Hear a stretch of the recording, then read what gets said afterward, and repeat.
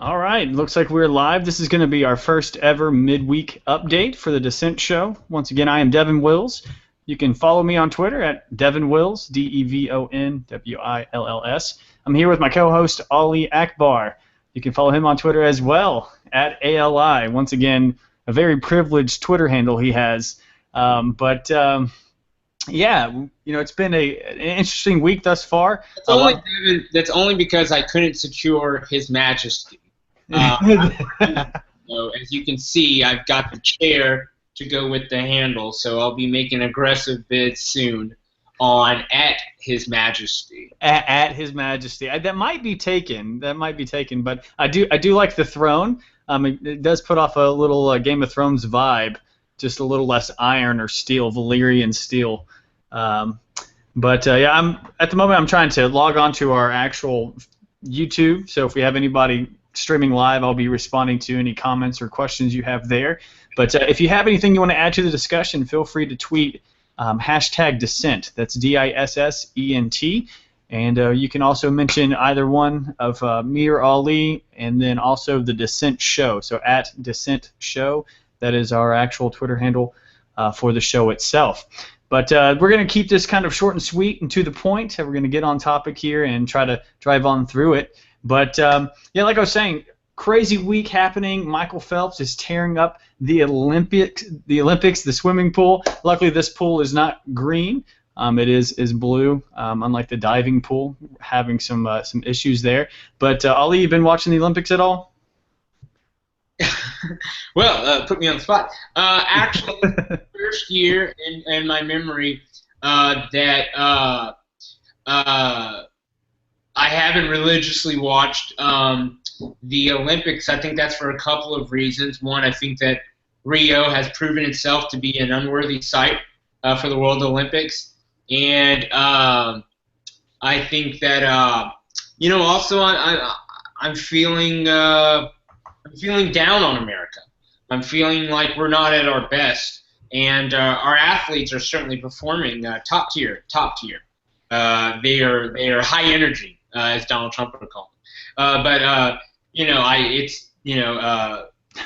lot of my love to our athletes, but right now we're trying to save the country. We're trying to mobilize folks who are against the status quo. So I haven't been watching as many videos as I should be, or as much live footage as I can be, especially with the here in the Western Hemisphere. Shame on me.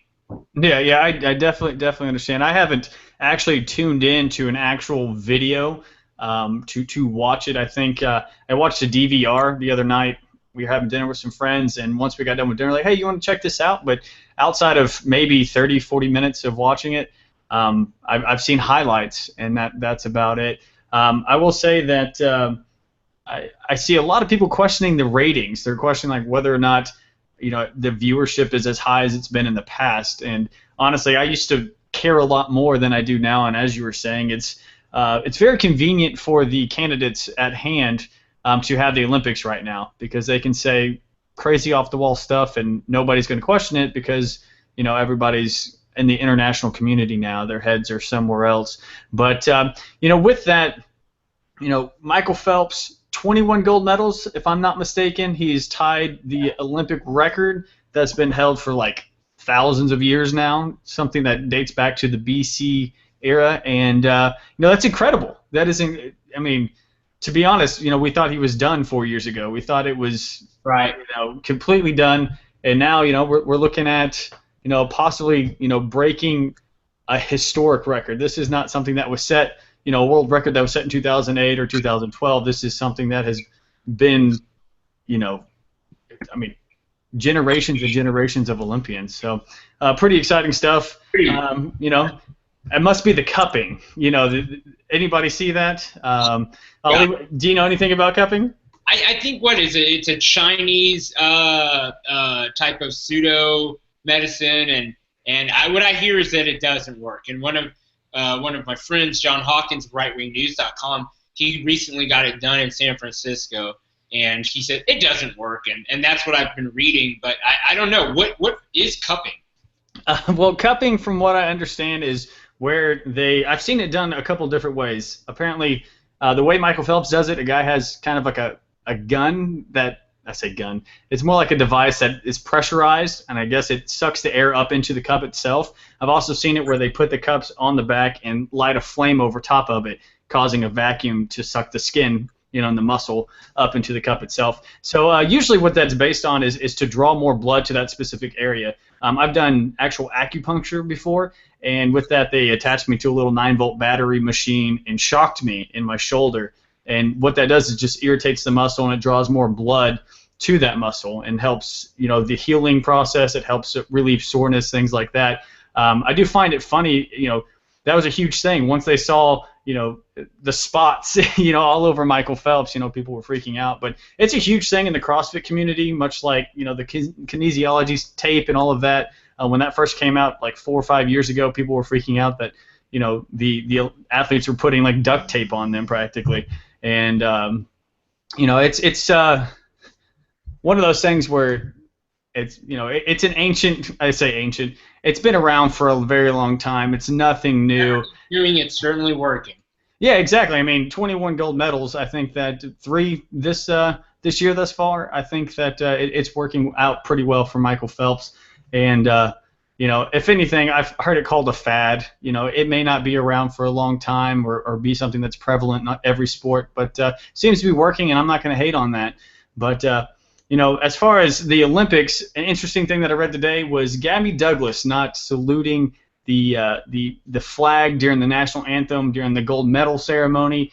How do you feel about that? Do you think people need to be saluting during the actual Star Spangled Banner, the national anthem? I mean, it's not the Pledge of Allegiance. It's not something that I know is required. But what's your take on that? I work in politics full time. A lot of what I do is throwing events or going to events. There's usually, especially here in the South, an opening speech, a prayer, a pledge of allegiance, and then the national anthem.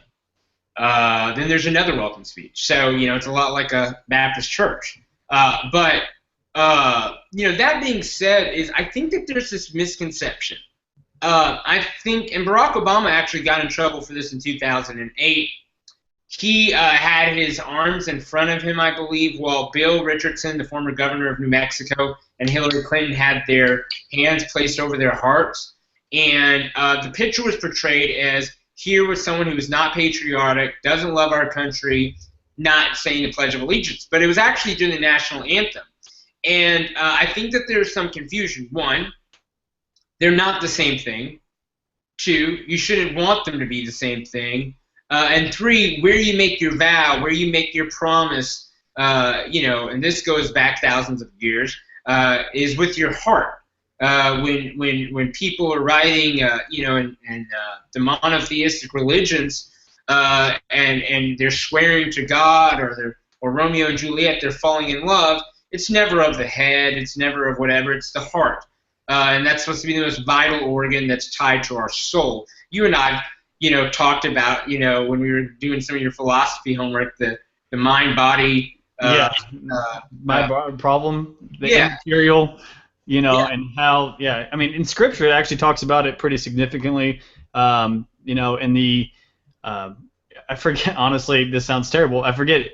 In one of the testaments, it talks about specifically like the physical heart. I want to say that is the Old Testament, and then actually I'm not even going to quote it, but anyways, and then one is the physical heart, and then the next testament, it is the figurative heart of that soul, that inner being, that longs for something.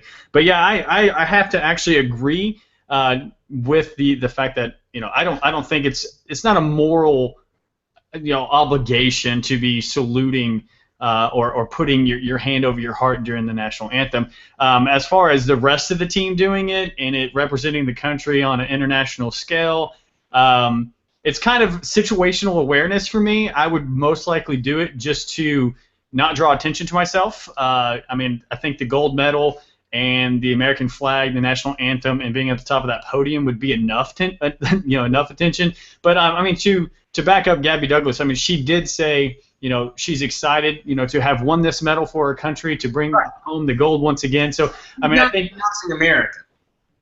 yeah, it's not disrespectful necessarily, but I think that when it's all said and done, that her heart's in the right place. Did she do what was necessary? Maybe as far as the PR standpoint, probably not. But excuse me. But sorry about that. Yeah, as far as the that actual mindset of doing what is necessary and being situationally aware of what's going on, what do you think of the Omar Mateen's father showing up to a Clinton rally and being front and center for all of the media to see? Yeah, I mean, absolutely freaking ridiculous, and it's ridiculous on multiple ends. If my son had just committed jihad, and that was something that I was supposedly denouncing, I would be, one, mourning my son's death, two, have a little bit of shame to not show up at a rally and celebrate mere feat from Hillary Clinton. I think that the father is shady as hell, and I think that everyone has every right to question his motives, his intentions, and the support of Hillary Clinton. What makes someone who is sympathetic to the Taliban, anti-homosexual, homophobic, and a proud Democrat, and someone who has been to our nation's capital several times and visited the State Department and legislators, what makes him support Hillary Clinton? That's a valid question. Now, can we hold Hillary Clinton totally accountable for him supporting her? Yes and no. But we can ask ourselves, what policies are appealing to what many are calling a terrorist sympathizer? He certainly bred one. His closeted gay Democrat jihadi son killed 49 gay people in a club in a tragic situation that America's no longer talking about. This is horrible. Furthermore, it really speaks volumes about her campaign. Being familiar with how that is set up, the entire section behind a candidate is chosen by VIPs, so donors and other people are put there, and then you fill it in with token minorities you want inside of the shot. And what happens is, just a couple feet above the candidate, there's this small square in the very center of this entire rack, this VIP rack. So you have a couple hundred VIP people, then you have 30 people or so that you want the camera concentrating on. And that was chosen by the advanced team. So who on God's green earth on her advanced team chose to put him there? Why did they choose to put him there? And didn't they notice that he was just on the news with the giant local news with the giant banner on the reasons why he supported Hillary Clinton? I mean, it's fishy, and it's fishy as hell. Yeah, I definitely have to agree, and I actually had a discussion with somebody just yesterday regarding this. I mean, if I'm supporting a candidate, say I'm supporting Donald Trump, and I'm related to somebody who just, was a terrorist. I mean, if somebody just, did something heinous like what happened down in Orlando, I am going to step back, and I am not going to put myself in a position to reflect poorly on the candidate that I'm supporting. I find it very questionable, just even as a supporter of Hillary Clinton, that he'd even be there to draw that attention on her. I think it's unnecessary negative attention. Does this represent her policies and who she is as a candidate? Not necessarily. It's not something that I would judge her, personally. I dislike her as a candidate. I think she's a disaster entirely, but that is not reflective on Mr. Mateen being there during her speech. As you're saying, I do think the campaign is pretty ignorant and foolish for even allowing that to happen. I mean, if you're so desperately trying to find people who are diverse and different minorities and an eclectic group, there's got to be something done that's I was telling somebody the other day, there's not many things that happen within a rally or within a campaign that is not orchestrated. that doesn't have something happening on the back end. Things don't just happen because people show up. People are directed and put places because of camera shots, because of the press, because of conversational pieces to show that, hey, we're an eclectic group. Hey, we support all, And I find it very, very concerning that, she can call out, how they're going to honor, the victims' families, and she was honoring the actual police officers who ran in and sacrificed their lives to save this gay community, and they sacrificed their life to actually kill Mr. Mateen's son, who is this terrorist. I find it very strange that they didn't have family members up there on that stage that she could point to and talk about. However, right behind her shoulder, little did she know that the literal father of the shooter is right there, within yards. I think it's just a very unfortunate situation for her campaign, but also a very questionable approach. I told you yesterday, I was reading on Vice's website when they actually reported about him and how he showed his empathy towards the situation was, yes, I'm shocked that my son did this. However, it was not his place that homosexuals will answer to a higher power, and it was not he didn't really denounce his son. He didn't really denounce this extreme jihadist movement. Pardon? Isn't that weird? It's so questionable. I don't understand how the party that has the most backing from the LGBT community is just, oh, it's okay, no big deal. The media doesn't jump on it as much as Fox News jumps on it. The media is not jumping on it as much as a lot of the conservative blogs. But it is a questionable thing. I mean, you have to look at it. 49 people in a gay club plus another 50, that were injured. It's sickening that this doesn't mean more to that community, that doesn't mean more to the media, and that they're just going to, oh, it's Hillary Clinton. Once again, like you were saying, she's able to do everything without the repercussions. There's no reform to what she's doing because she doesn't. She doesn't answer to anything. Crooked Hillary, and a crooked media. Well, as that kind of leads us into the next topic we were going to discuss, which is Donald Trump's Second Amendment statement in Wilmington, North Carolina. Do you think it's a matter of national security or a matter that Secret Service should be investigating him saying that my Second Amendment people can they might be able to do something about Hillary Clinton being elected? I mean, do you feel like that's something that he's encouraging, that they should take physical violent action to her, or do you think it was just kind of a play on words to get a little buzz in the media? I think that Donald Trump was being Donald Trump. I think it was a foot-to-mouth moment. I think that, that doesn't make it excusable or inexcusable. I leave that to every freestanding man and woman to judge for themselves whether they find it acceptable or not acceptable. But what I am saying is that why he did it, what he did, and he just has sometimes a stream of consciousness. And we all say this stuff. We all joke about this stuff in private. Do I think that he was half joking about a situation where a candidate was assassinated? Yeah. But I don't think that there is any illusion that he was encouraging this or that he actually desired it. One of the questions that we've gotten in the past 3 or 4 decades is like, well, who does it benefit? And if it benefits anybody, then that's the guilty party. That's silly. So I think that, that's the adjacent question and implication that the media is implying is, well, he joked about it, and if it really happened, he'd benefit from it, where there's no evidence that he would or wouldn't. I mean, he's still Donald Trump. Yeah. And, I just don't know. I think it was stupid. One thing I do want to point out is that there's no evidence that the Secret Service took this as a credible threat to Mrs. Hillary Clinton.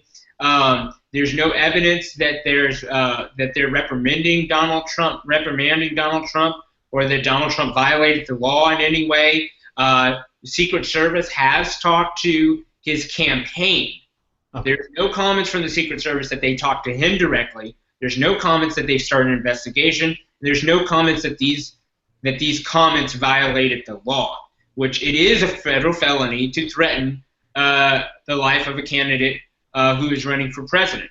Which I do want to point out, Donald Trump has been more under threat than Hillary Clinton, and Donald Trump supporters have been under more physical distress and violence and suffered at the hands of registered Democrats while the media sat by and watched than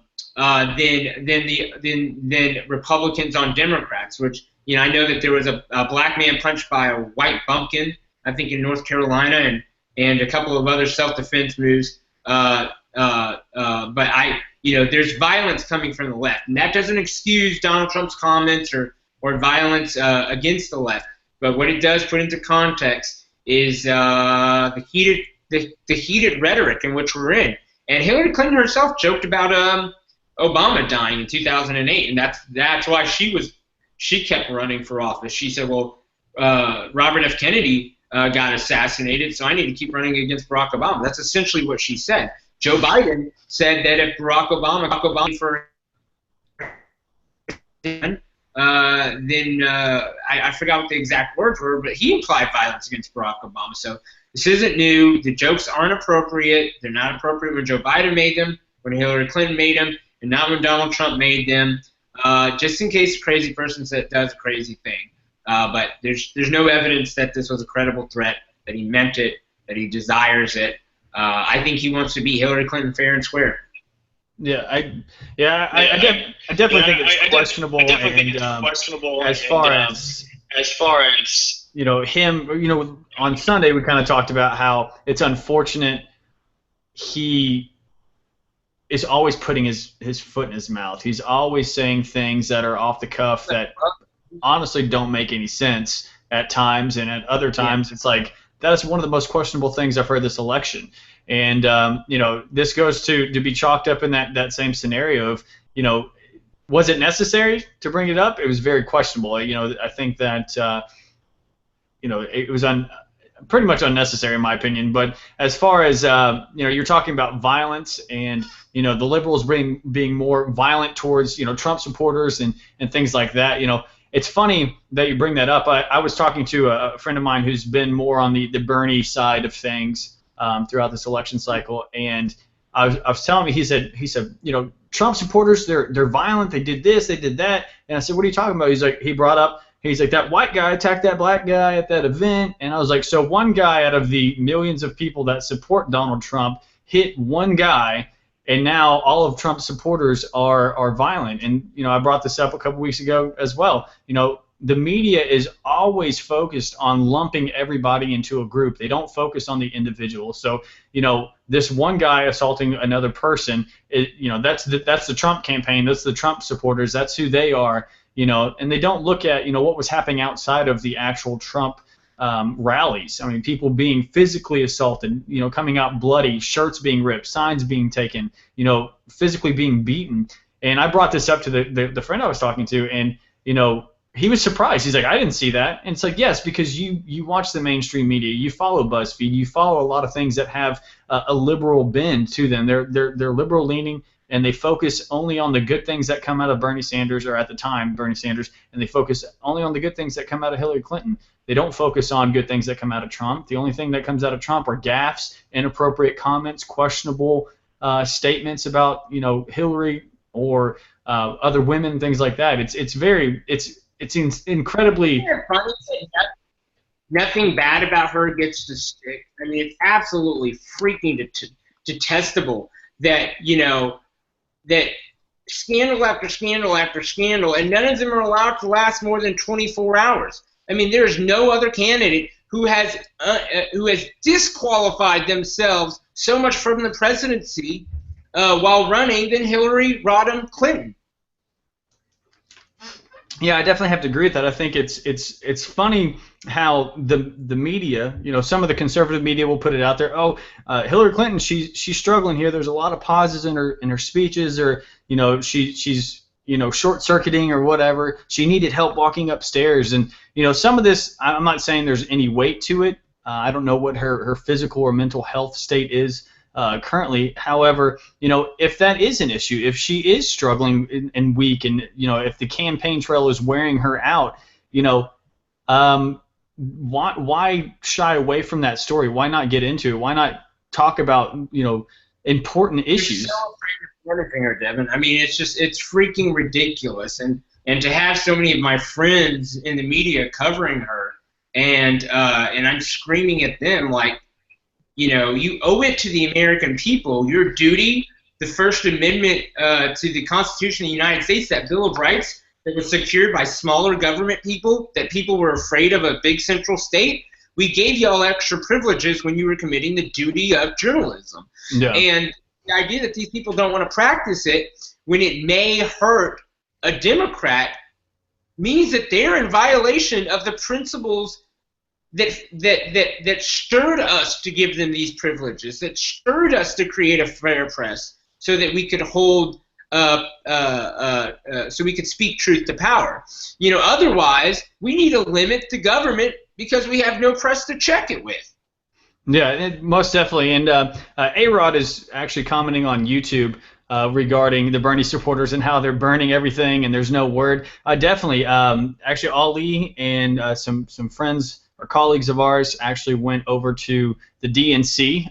Actually, James O'Keefe posted a video about it where he was walking around acting like he was a Hillary supporter just outside the DNC, and he got physically assaulted by Bernie supporters. They were cussing at him, taking the sign, pushing him around, and they were just complaining how Hillary Clinton stole the election, and that's pretty much, exactly what happened. So they were correct, but a nonviolent movement among Democrats is practically non-existent at this point in time. So yeah, Democrats are super violent. They are the party of violence. They're the party of anti-speech, anti-free speech. They are the anti-Second Amendment party. They are the party that wants to repeal the First Amendment so that they can have justices redecide Citizens United and corporate personhood rights.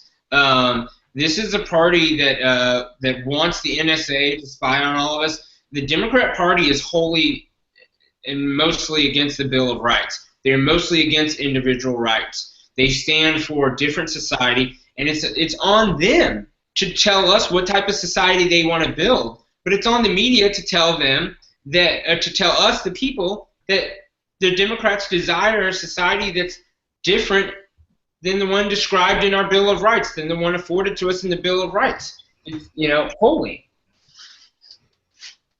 Yeah, I definitely agree. I think that to kind of talk about the whole press issue and the bias there, time and time again, I always say, like, it's like almost like we need a state press, and then you think about that and you're like, well, that's just government-funded propaganda. How are you ever going to get the truth out? That's where you head into that socialist dictatorship, that issue of Nazi Germany, or even actually, I just checked the hashtag of dissent, and the Drudge Report used the word dissent in an article talking about how they're pretty much silencing or censoring dissent opinion in China.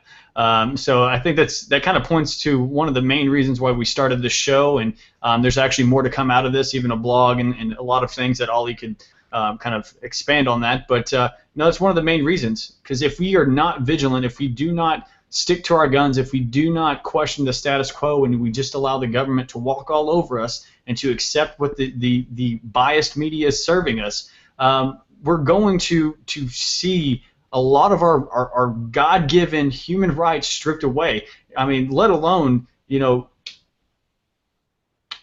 oh, nice.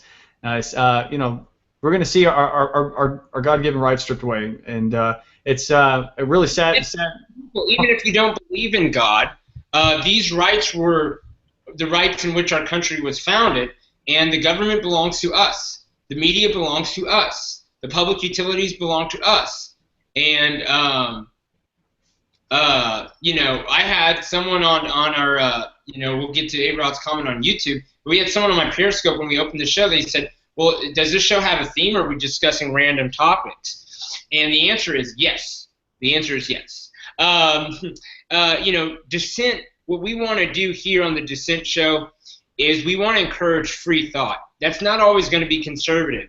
even though Devin and I are both right-leaning, and so is Giuseppe, our producer. But we're gonna have guests on here in the future. We're going to be promoting books and ideas, both that we agree with and that we just find interesting. We're going to encourage people to read Saul Alinsky, Karl Marx, Adolf Hitler. We're going to encourage people to start opening their minds to ideas and methods that they can use to promote liberty, that they can use to promote their own ideas, that they can use to cobble together majority and coalition efforts. This is really about we the people. And that's why this country was founded, because we thought, and I get really passionate about this on July 4th, that the Founding Fathers were not rebelling against a monarchy. That's a total misconception taught to you by your elementary and middle school teacher with their 4-year degree that they eventually got to when they changed their major the 4th time. What the Founding Fathers rebelled against, if you read the Declaration of Independence, was the mismanagement of monarchy, was the disappointment that the king appointed nobles and dukes and tax collectors and other people that derided their rights, that mismanaged the kingdom, that affected their economic liberty. A lot of it was economic. Not all. I mean, what got people to this country was the idea that they could create enough space to have religious liberty. But what got them ticked off was the economics. And enough was enough. They balled that all up into a document, and they said, we are free, and we are free granted by God because you, King George, have defaulted on your duty as sworn by God. I mean, there's a reason why kings swear before God. There's a, this goes back ages, and I don't want to give a history lesson, but the Founding Fathers didn't rebel against monarchy, and I'm not here to rebel against or to dissent against liberalism per se or this or that. What I'm here to do is I'm here to dissent against the status quo. I'm here to dissent against crony capitalism. I'm here to dissent against bad ideas, bad methods, and evil people. And that's what we're going to encourage with this brand dissent. That starts with the Sunday Web Show. Now we're experimenting with the Midweek Show. It's going to have a blog. We're going to have T-shirts, cups. This is going to be a community, offline and on. And I can't wait for those of you in Periscope and those of you on YouTube to be a part of this family that we're creating. And I'm promising everybody a seat at the table. Whatever your political stripe, it's time to dissent. The system's not working. It's broken. Let's bend it and break it if we must. Yeah, 100%. That's a highlight. That's a highlight. Hey, write that down. Write that down. I cannot agree with you more on that. I think that one of the Periscopes said, "Family ? Do we get an allowance? No, you tip jar me. That's how this works. I get the allowance. He's got to pay for that chair." Yeah. No, who else is going to pay for the chair? Yeah. It's funny. I always say it's funny, or I say literally. Just for the record, audience, I'm working on the redundant words I use. Promise me a pizza. I'm going to hold you to that. You tweet at me, and I'm going to hold you to buying Devin and I a pizza. Hey, don't send it to him and then have him send it to me, because it wouldn't be any good at that point. But I do find it quite, I'll say, interesting actually to try to put yourself in the shoes of our founding fathers. Oftentimes when we read history books, we just read it as a story. Ben Franklin did this. Thomas Jefferson did this. And we don't understand their mindsets and the philosophy and ideology that they sought after, the reasons why they did what they did. And like you were saying, what was happening over in England was not working. It was broken. It did not properly represent the people of the colonies, and they did something about it. And what we're doing here, we're sitting back and we're letting the government that we elected, hang out with Wall Street, hang out with, foreign governments that are throwing millions and billions of dollars at them, to let them control our lives, because they're the elite. They think that they're better. They're a different class of people, that they know better than us. And, there were over 300 million people. How many people are in Congress? How many people are in the government? it's not near enough, to actually adequately represent how I feel about things, what I believe in, what Ali believes in. And I made mention our first episode 2 Sundays ago. Giuseppe and I, Giuseppe's on the back end, he's switching cameras and doing all the producing and that kind of stuff and video editing. One thing that we talked about in 2012 was literally right after Romney lost. We were walking out of the office together, looked at each other, and we're like, "This is terrible." And it's not our generation that is screwing up the company, our generation that's screwing up the country. It's the fact that our generation has been so divided between the narrative of the mainstream media, the narrative on social media, the narrative of what you're learning in church or what you're learning at school, and all these different things. It's dividing our country, and I think it's imperative that our generation get together, agree on some terms or some platforms and policies, and move forward in that, because we have to take over our country. We can't allow the baby boomers and the 70-year-old politicians keep screwing us over. Anyways, Yeah. you got this look on your face like. No, I'm multitasking, running Twitter, texting, and enjoying the hell out of your company. Yeah. I do really enjoy this. It's awesome to see how things are going. I think that one of the things we're going to be aiming to do is actually come out with shirts. One of the shirts I think Ali kind of came up with yesterday or on Sunday was "Stay vigilant, get paranoid," and then like #dissent. And it's true. We have to be vigilant. We have to be seeking out the truth. We cannot just accept what people are trying to shove down our throats. We're actively being lied to. We are actively freaking being lied to day in, day out, with our headlines, with the stories they select, with our interest rates, with shorting stocks, with pumping up stocks, with the appointments of certain directors, with the bypassing the appointment process. I mean, we're just freaking being lied to, and this is no longer our republic. This is no longer our banking institutions. This is getting that's getting ridiculous. But it's just bad. We've got a lot of dissenting to do. Oh, for sure. And like you said, we're going to be. What was A-Rod's comment on the Beast hat in YouTube? He just said he's seen that. It's wild, I think. He also said #John Locke. But he said that he said that after we started talking about like philosophy and things like that. And yes, myself, I believe man is inherently evil, and I'm sometimes I was once asked if I'm a democratic absolutist, which is somebody who believes in democracy for all, and I thought I was at one point. I'm not sure that I am anymore, and I think that a republic is the most favorable government, but I'm starting to believe those founding fathers were onto something, that we would have to be a good and moral people, and we'd have to be a vigilant people, and I don't think that we're that anymore. So we have to start asking ourselves very courageously, very objectively, some questions. What does it take to make America great? Are we great? Are we a moral people? Are we a good people? Do we want to spread democracy? Or do we want to spread goodness? Do we want to spread our culture? What of our own culture do we want people to assimilate to, and what do we want to adopt of others? These are some tough questions America hasn't asked itself in decades or maybe a century.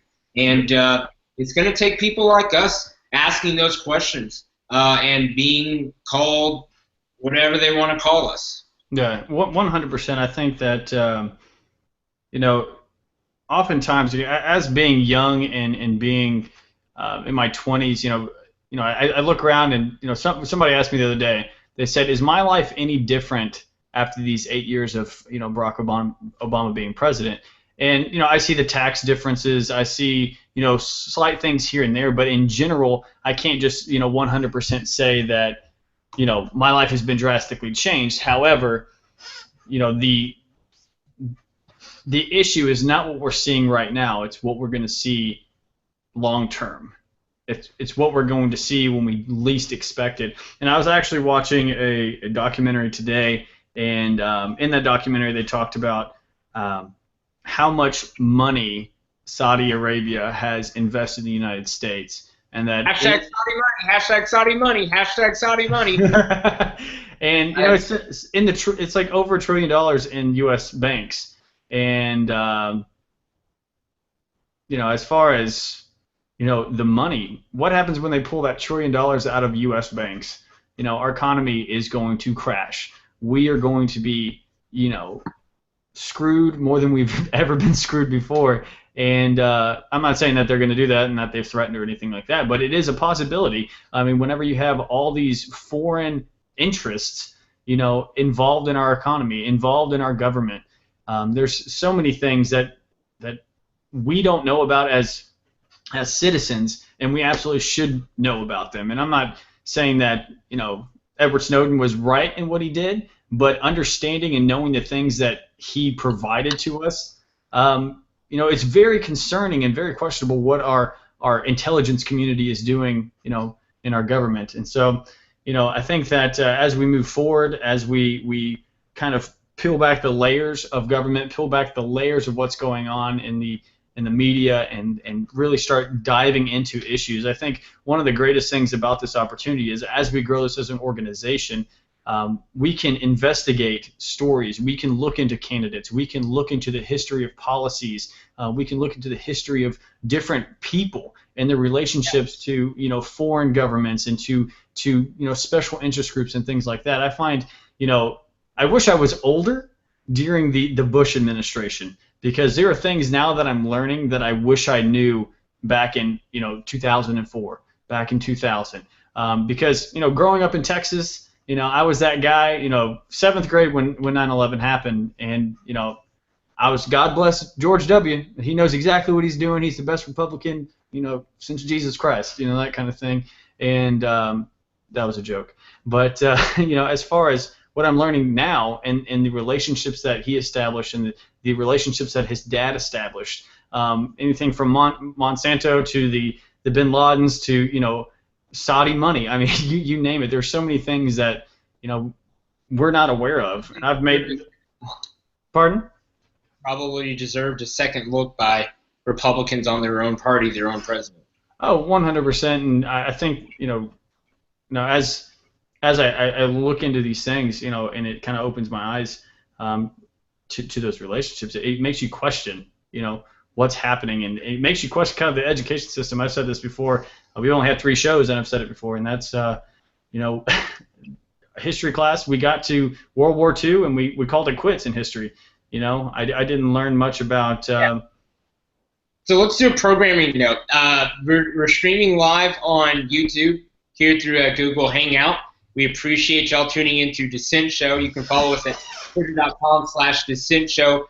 Please, please, please, the most important metric about all of this is those of you who subscribe on the YouTube channel. So please find us on YouTube, and you can find the link to our YouTube channel, which is some long garbly loop that Google gave us, using our Twitter. So go to twitter.com/Dissent Show. Go to the YouTube page, click subscribe. I promise it'll be worth it. Every week I broadcast an angle to my Periscope audience, and I love y'all so much. I catch about 50% of the comments out of the corner of my eye. We try to incorporate them into the show when we can. When we can't, just keep bugging me, and I'll try to absolutely work it in. I appreciate the hearts. I appreciate the love. We definitely want as many of you watching over on Google and YouTube, and I appreciate that. We just got a new subscriber. Thanks, Shane-tastic, Shane-tastic99. You gotta love the internet. We, so many of you guys tune in on Periscope. A couple hundred of you guys every Sunday, and now we're doing the midweek show, so we're gonna have like 500 of you guys tune in through my Periscope. It's so important that you go over to our YouTube account, that you subscribe to Dissent Show, and follow what we're building here, because I'm going to tell you what, while we're in the driver's seat, Devin and I and Giuseppe, y'all are in the passenger seat, and we're going to need directions from y'all. We want to know what y'all want to cover. We want this to be a community thing. It shouldn't all be just about my opinion and Devin's opinion. but let's do some research together. Someone said turn right. Why would I turn right? Do you want to see my video? They're passengers in the car. We're the drivers. No, they're passengers. Turn right. I get it. Yeah, I was going to say, real quick, on the YouTube, if you do bit.ly, so bit.ly/Dissent Show, that'll take you to our YouTube page. And you can actually go ahead and subscribe there. Also, click to subscribe to notifications. What that'll do, that'll send you a notification to your phone and let you know whenever we posted a new video, if we put up a new link for a live show. It'll help you stay involved in what we're doing here. And, like I said before, I love coming in. We've got Wayne who has a screenshot of the show, and me and the Beast hat. That's awesome. That's for a T-shirt. New mixtape soon, Dissent. That was awesome. We have another recent subscriber who's on my Periscope, and now I see their Twitter account. Shanetastic, who is on Twitter as Galaxy Class 9, telling everyone to look at my chair. So this is really exciting. I'm DMing with a friend of mine, Flynn, and this is really exciting to be a part and to share this with y'all because whatever happens in November, I promise you that the problems won't fix themselves. It's going to take a new majority of people across party lines, across political ideology, saying we're fed up with the elites telling us what to do, and we've got to fight back, and we've got to fight back strategically. And so that means that Occupy and Tea Party are going to have to have a little peace accord. And as a co-founder of the National Tea Party movement and a despiser of a lot of what happened during Occupy, I'm not waving the white flag, but I'm certainly willing to talk terms on how we take on the real threat, and that's these elites who are running Wall Street, these elites who are running Washington, D.C., these elites who are telling us that our rights are getting smaller and smaller while the government is getting bigger and bigger. Yeah, it's I mean, I can't really add on to that. I think you covered every angle.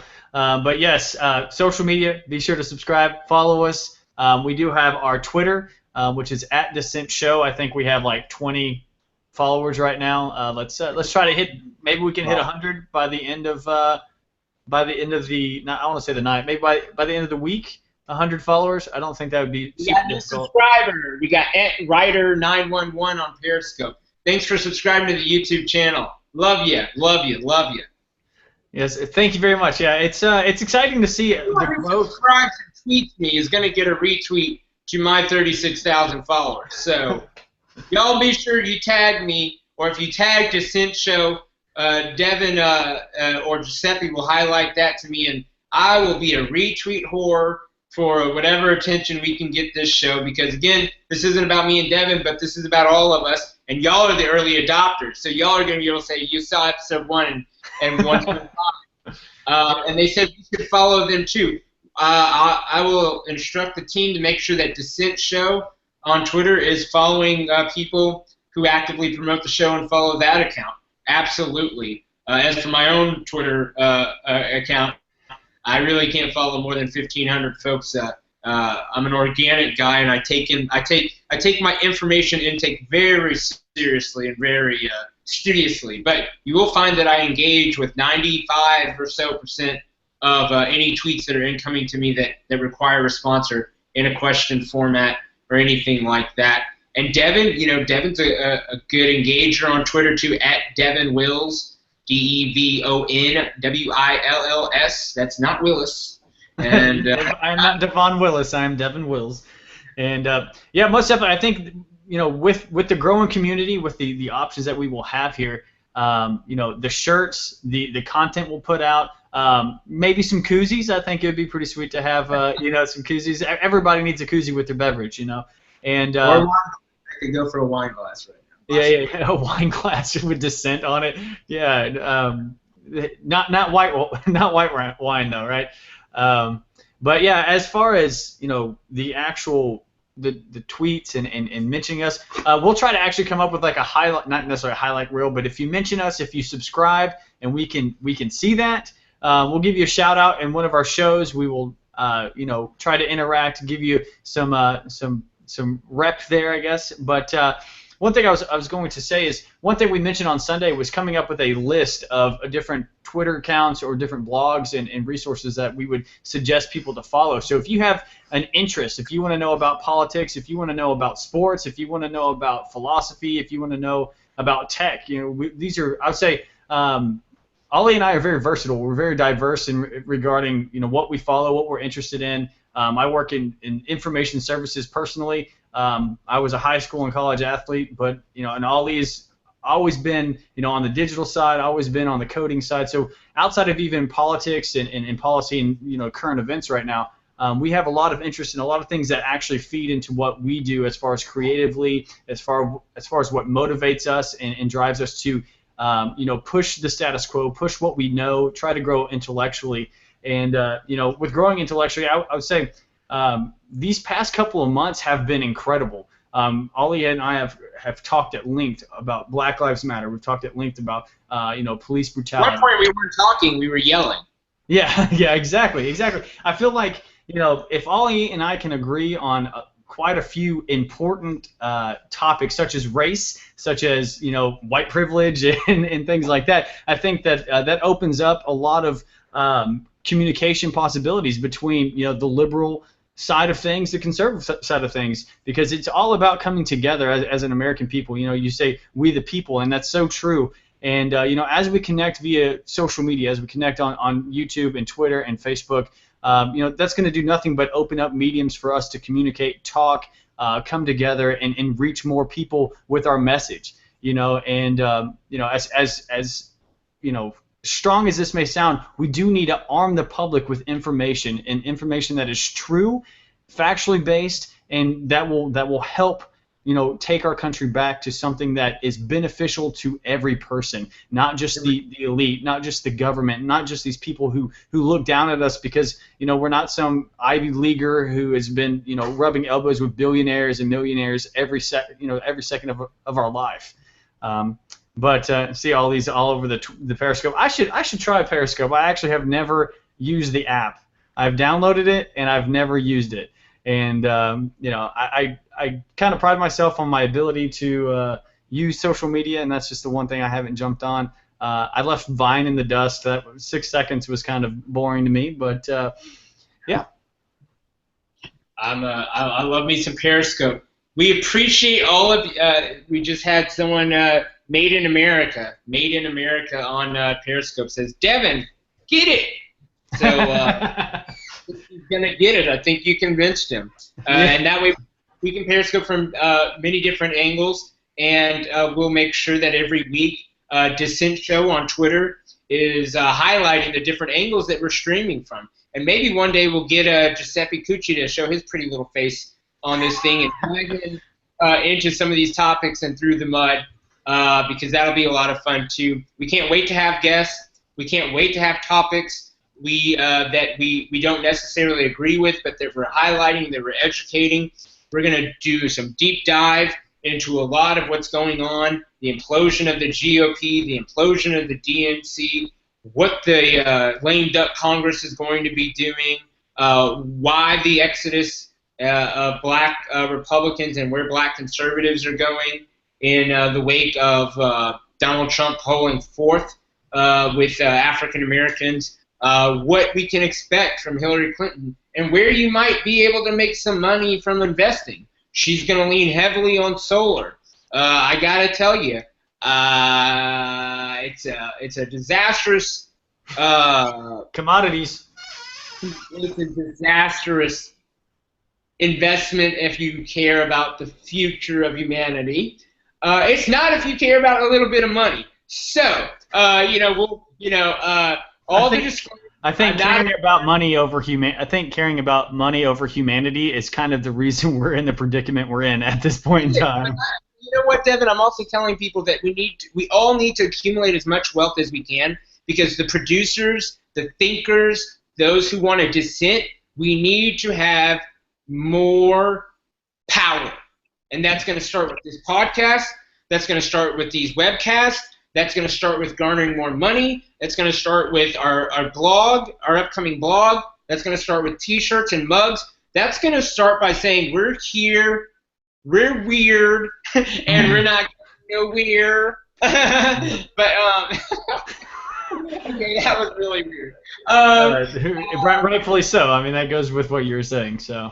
Yeah, and also definitely follow us on Facebook, because when you miss a Sunday show or you miss the midweek show or you don't have time for the full hour, Giuseppe is chopping up clips. We'll have 3 clips a week. Pause. Just single minute or 2-minute clips there on Facebook for you to share with your friends and let them know where you agree and you disagree. And remember, a lot of this isn't going to be a show where we say, I believe and I believe and I believe. We are going to bash the establishment, beat the hell out of the status quo, and challenge them with facts. And you know what, Devin? Put this on our list. I am going to, at some point during this next quarter, I'm going to teach some of my debate skills. This is going to be something that I don't teach a lot of people of. In high school, I was a nationally ranked debater. In student congress, I beat over 5,000 people to place in the final top 28 or so people, and I had less experience than all other people in student congress because I was only engaged for a year and a half. So I want to let y'all know that if y'all will get our subscriber numbers up, I will teach a course on debate. I will do a half-hour course on debate and how to smother your opponent to death on Facebook and Twitter. If y'all want, teaching you classic Lincoln Douglas style debate tactics with resolution statements, claims, warrants, and impact statements. Free. I'm not charging anybody anything. All I ask is that you get up our tweets, you get up our YouTube subscriber numbers, and I will teach y'all something that I have deprived all of my other friends when I'm holding court at these different events of for 9.5 years professionally in politics. I will teach that to the dissent audience. And we'll have other guests who want to come on. We got a lot of love coming through on Periscope, so I appreciate y'all. Make sure you're clicking those hearts. I'm not feeling enough love tonight. But I think with that, I'm going to let Devin close out the show. So let me give y'all a final angle on Periscope of pretty boy Devin. And, Devin, we've known each other for longer than we haven't known each other. Yes, I remember. Ali kicked me in the face, actually. I can't believe I even remember that. He was swinging on the stairs at church, and he was wearing some boots. And we were talking, and he was just, fidgeting, and he swung his foot up and literally kicked me in the mouth. And that was the start of our friendship, and I've been getting kicked in the face ever since. No, I'm just kidding. No, it's been great. I'll say if there was ever a friend that ever backed me in my entrepreneurial endeavors, backed me on pushing myself to achieve greater things than where I'm at, just status quo personally, it's been Ali. He's always encouraged me to get involved in digital, to get involved in graphic design, to get involved in tech, and to get involved in politics. And it's one of those things that, if you don't have a mentor or somebody to push you along, find one. Find that friend that you can agree on something, whether that's being an entrepreneur, whether that's being creative, whether that's being a writer or starting a blog or something like that. Join up with them and move forward in it, because I say having Ali, and I do have 2 older brothers that have been awfully supportive throughout the years as well. Having that support staff has really projected me in a great line of success, very much so. And having Ali as the friend that I've had, it's exciting. I have on my time hop, I have a picture. I actually screenshotted it. It was when Ali got to his first 10,000 Twitter followers, and I had tweeted about it. I said, what year was that? Do I? What year was that?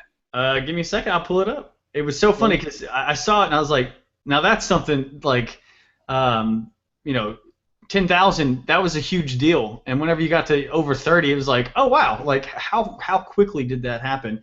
And give me a moment. I should be able to pull it up. And I've been on Twitter, everybody, since 2007. So I'm a old fogey. 2007. I joined right I want to say October 2008, and I have a bunch of screenshots of me trolling people on Facebook. Try to share my conversations with people. Dang it! How long ago did I save this?